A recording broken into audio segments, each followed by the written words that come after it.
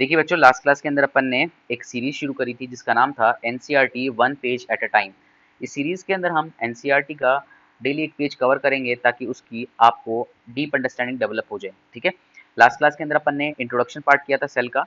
आज अपन सेल के अंदर जो साइंटिस्ट हैं उनकी बात करेंगे। तो देखो, एक साइंटिस्ट आप एनसीईआरटी जब पढ़ेंगे तो उनके बारे में लिखा गया है जी.एन. रामचंद्रन जी।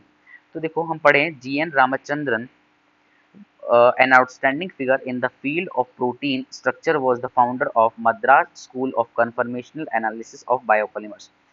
तो रामाचंद्रन ने Madras school of conformation analysis of biopolymers की संस्थापना की थी, उसको स्थापित किया था। ठीक है। His discovery of the triple helical structure of the collagen published in nature in 1954।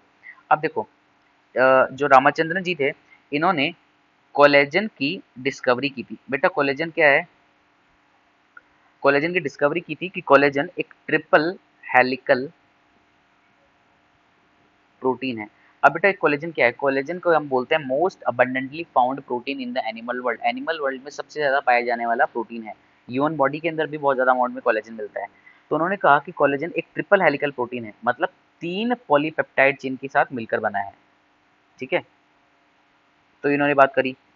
अच्छा, और इनकी जो डिस्कवरी है वो पब्लिश हुई थी नेचर मैगजीन के अंदर। नेचर क्या है? एक जर्नल, एक मैगजीन है, इंटरनेशनल मैगजीन है, साइंटिफिक वर्क के लिए बहुत फेमस मैगजीन है। 1954 के अंदर इनका पब्लिकेशन हुआ।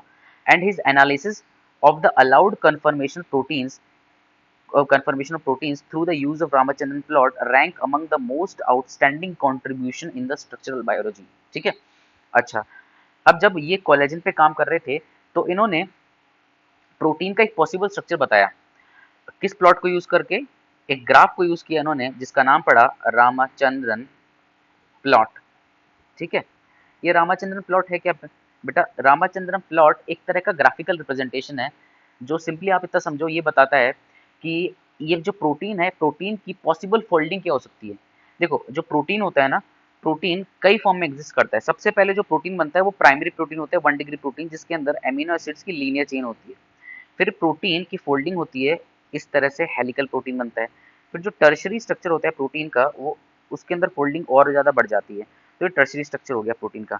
अब बेटा, जो टर्शरी स्ट्रक्चर है प्रोटीन का, इसके अंदर ऐसा नहीं है कि प्रोटीन कैसे भी फोल्ड हो जाता है। प्रोटीन की करेक्ट फोल्डिंग होनी चाहिए, है ना। अगर करेक्ट फोल्डिंग नहीं होगी तो जो एमिनो एसिड है वो एक दूसरे में क्रैश करेंगे। तो रामचंद्रन प्लॉट से हमें ये पता चलता है कि प्रोटीन की एप्रोप्रिएट और करेक्ट फोल्डिंग कैसे होती है ना।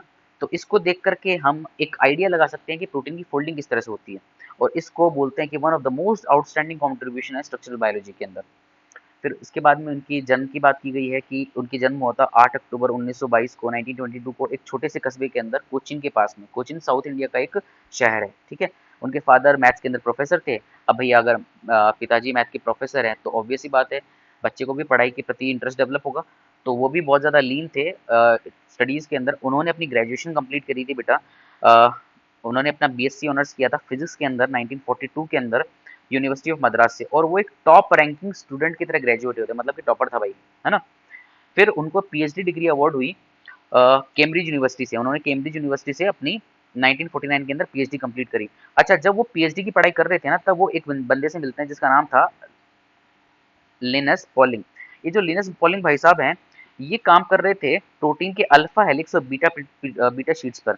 अब देखो, जो प्रोटीन का टर्शियरी स्ट्रक्चर होता है ना, वो दो फॉर्म में एग्जिस्ट करता है, या तो अल्फा हेलिक्स के फॉर्म में इस तरह से, या फिर बीटा प्लीटेड शीट्स के फॉर्म में इस तरह से।